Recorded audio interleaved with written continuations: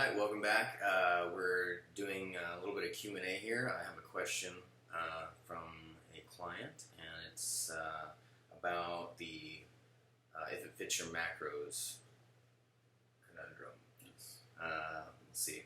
I think the trend of if it fits your macros confuses me. People claim it doesn't make a difference, but forget the importance of nutrient timing and how just that manipulation alone can bring results. Like, sure, you can eat one whole meal and have your 130 grams of carbs a day in one sitting, but the way that the body processes that will be different than if it were consumed strategically with other macros throughout the day. Yeah, okay. I'll try to cover this with, I'll try to cover a couple of things with this. One thing that sort of fits the if it fit your macros is that people say a calorie is a calorie. And by thermodynamics, that is true. If you ingest less calories than you burn, you will lose weight. But that's the problem, is you will lose weight.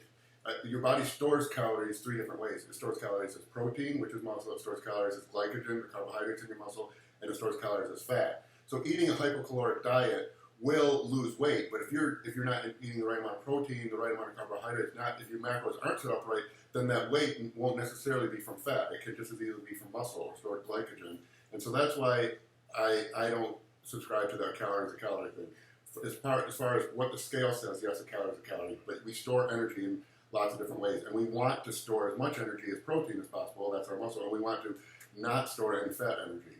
And so that's why macros become important. And then when you're looking at body composition. Yeah, exactly, yeah. And then that your client took, I always took if it fit your macros, meaning if macros for a meal. I guess I never really considered the idea that macros for a total day. If you want to get 400 grams of protein in a day, I take it meal by meal. And that's actually how I set up my diet, is setting up macros.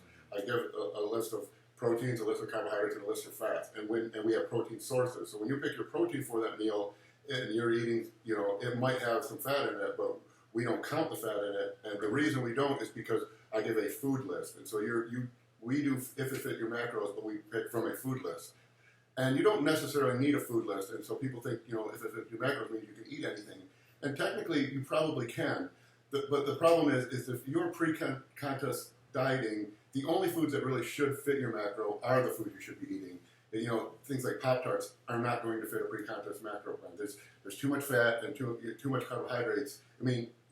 Without any protein, it's very difficult to fit a macro ratio that's appropriate for contest dieting.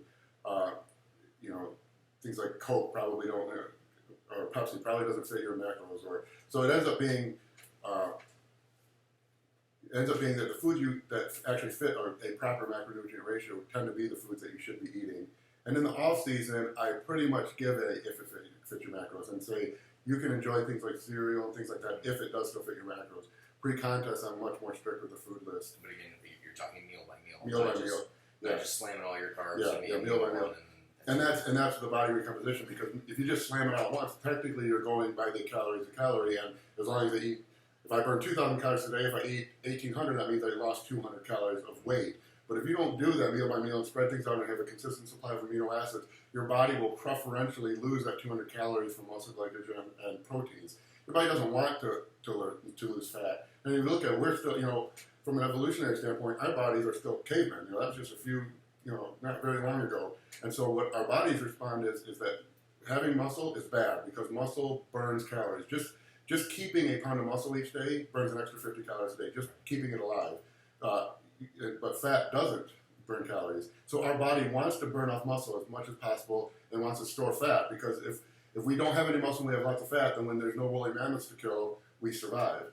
And so by constant feeding and using the proper macronutrient ratios with the constant supply of proteins, good fats, and complex carbohydrates, what we're telling our body is that there's lots of nuts to pick. There's lots of woolly mammoths to kill. So we need the muscle to kill the woolly mammoths. We don't have to worry about the fact that muscle burns calories, because we have lots of animals to kill, lots of nuts to eat, lots of grains to pick. And then it also tells us that when we burn extra calories, we need to hold on to that muscle to kill all these animals. We can lose the fat then. As long as there's a stimulus, yeah. and those nutrients are there, then the body will be okay with that extra amount of muscle. Yeah. And that's why macros and meal by meal and a steady supply of meals is so important, because if you just go certain calories in a day, or even certain macros at any point in the day, just as long as your calories are, your body's going to say, we don't know when food's coming. We don't know if we need this muscle. We haven't ate in 4 hours, or we haven't had any protein in a long time. Let's get rid of this muscle and keep the fat. And so you will lose weight, but you're going to lose the weight you don't want to lose.